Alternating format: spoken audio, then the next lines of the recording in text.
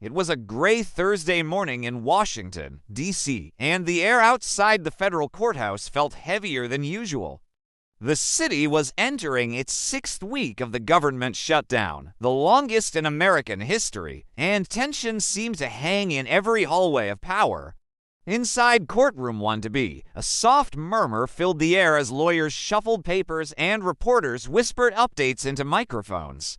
At the center of it all sat a federal judge, her gaze steady, her voice calm but edged with urgency. By mid-morning, the ruling everyone had been waiting for finally came down. The administration, she said, pausing for effect, failed to consider the harms caused by withholding funding for the Supplemental Nutrition Assistance Program. SNAP, a collective exhale swept through the courtroom. After weeks of uncertainty, confusion, and fear, millions of Americans relying on food assistance had just been handed a lifeline. The crisis had begun quietly enough, a disagreement between Congress and the White House over the 2026 fiscal budget. What started as political brinkmanship spiraled into a full-blown shutdown. As federal offices shuttered, hundreds of thousands of workers were sent home without pay.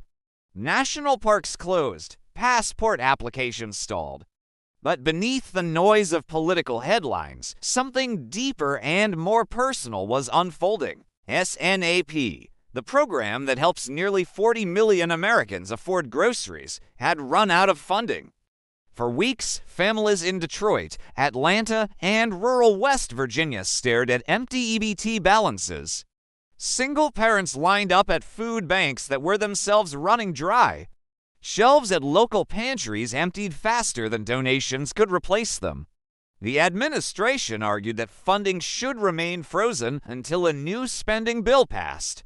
But hunger doesn't wait for politics to settle. Civil rights groups, state attorneys general, and hunger relief organizations began filing emergency petitions. They argued that cutting SNAP during a shutdown wasn't just administrative negligence, it was a violation of basic human rights. One lawyer for the plaintiffs described it bluntly: "We're not talking about policy. We're talking about whether children eat." Inside the Department of Agriculture, officials were scrambling too. SNAP, once a quietly efficient program, had become the center of a national debate about compassion versus control. Leaked memos revealed that analysts had warned early on failing to fund SNAP could cause a public health and safety crisis within weeks. But those warnings were ignored. Meanwhile, social media lit up with stories of despair. A single mother in Texas posted a video showing her refrigerator, a single jar of peanut butter, and a gallon of water. It went viral overnight, gathering millions of views.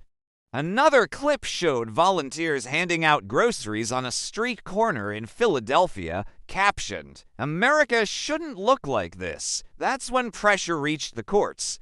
On November 6, 2025, the case landed before Judge Mary Ann Keller, a federal jurist known for her meticulous reasoning and her compassion in humanitarian cases. For hours, the courtroom listened as attorneys for the administration defended their stance. They claimed that without congressional approval, the executive branch couldn't allocate funds, even for critical programs. But Keller's questions cut straight through the legal jargon. "Are you saying," she asked, leaning forward, "that the government is powerless to prevent children from going hungry during a shutdown it caused?"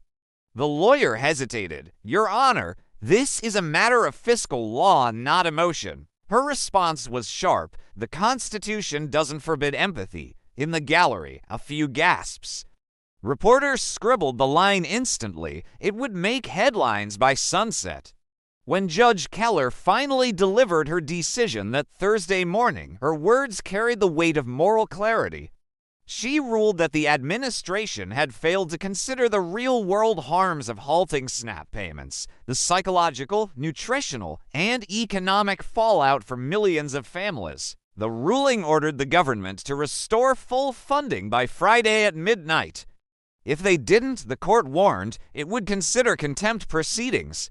Outside the courthouse, reporters swarmed the steps as advocates for the hungry broke into applause. One mother held up her phone with tears in her eyes, whispering, "We can buy groceries again." The moment went viral instantly. Hashtags like #SnapSaved and #EndTheShutdown trended across platforms. At the White House, officials held a tense briefing. When asked whether the administration would comply with the ruling, the press secretary gave a curt reply: "We are reviewing the court's decision." That phrase, bureaucratic and cautious, only fueled public anger. By that evening, YouTube, TikTok, and X were flooded with commentary videos. News anchors, vloggers, and even food influencers joined the conversation. One popular video titled, "I lived on dollar for a day. Here's why SNAP matters" shot to 1 million views overnight. Creators from across the political spectrum debated the deeper issue: should access to food ever be subject to politics? Meanwhile, grocery stores in low-income neighborhoods saw crowds forming again, this time with a sense of relief. Electronic benefit transfer cards began to work once more. For many, the ruling wasn't just a legal victory, it was a moral reckoning. The following days were filled with stories of quiet gratitude. In Chicago, a grandmother named Rosa finally bought fresh fruit for her grandchildren. They wanted apples, she told a local reporter, not canned peaches, apples. In Baton Rouge, a veteran who had been rationing his meals said he could finally buy meat again. "It's not about luxury," he said. "It's about dignity." And in D.C. itself, volunteers who had been serving thousands of free meals finally took a night off, smiling as they closed the soup kitchen doors for the first time in weeks. Judge Keller's decision set off a broader conversation about the role of compassion in governance. Editorials praised her courage. Law professors debated the long-term implications. Could this case redefine how courts handle humanitarian impacts in fiscal disputes? For the first time in years, a dry, bureaucratic term like appropriations clause had entered everyday conversation, not because people cared about the law, but because they saw what it meant when it failed. Even rival politicians found common ground, with a few senators quietly acknowledging that the shutdown had gone too far. The ruling didn't end the shutdown, but it pierced through its cruelty. It reminded America that while budgets are written in numbers, their consequences are written in human lives. By Friday evening, Treasury systems flickered back to life, SNAP payments resumed nationwide. For millions of families, grocery aisles once again felt accessible, not forbidden. Outside a Safeway in Baltimore, a woman loaded fresh vegetables into her cart and smiled at a local cameraman. "Tell the judge," she said, "thank you for remembering us. The political battle continues. Congress still hasn't reached a deal to reopen the government." But something shifted that week. The ruling became a symbol, a reminder that behind every political argument are people trying to survive. On YouTube, creators continue to post think pieces and reactions. "Judge saves SNAP. Shutdown gone too far. Real people, real hunger."